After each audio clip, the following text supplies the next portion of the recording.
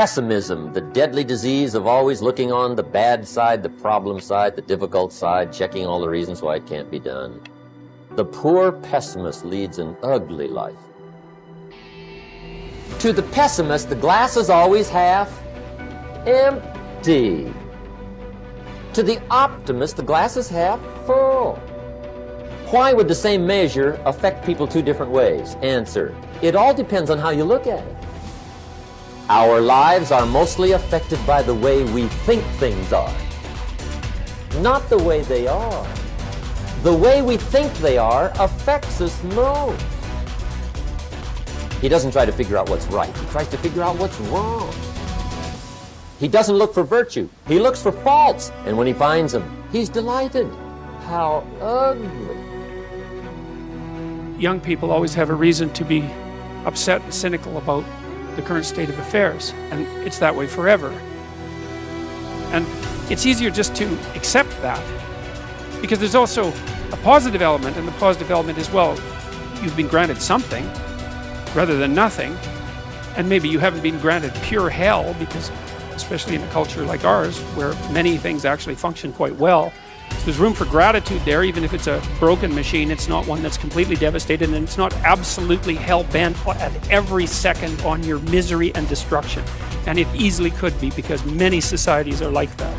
And so the fact that we happen to live in one that isn't corrupt beyond imagining is something to be eternally grateful for. And the affirmation for this principle is, I am deeply thankful for all that I've received, and I enjoy giving to others in the spirit of love and service.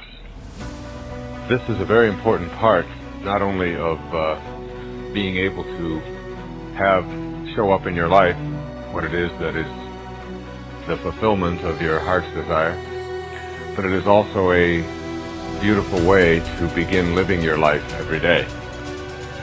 There's an old saying that says, if you're not generous when it's hard, you will not be generous when it's easy. The healthiest of all human emotions is gratitude. I said, you go down that list. I like my job. I love my job, rather. That is a way of gratitude. You'll sleep better the first night. Tomorrow morning, when you get up, get back in front of the mirror just before you go to work. Get back in front of the mirror and repeat the process again with excitement and enthusiasm. I love my job because, and take the list with you. Because the reality is, you see, you will have started to change from a fault finder to a good finder. Every achievement in the world was first initiated as a creative idea. First the idea, then faith in it, then the means of implementing the idea. That is the way success proceeds. Here is the idea. What is your present trouble? Your trouble is that you lack everything, don't you?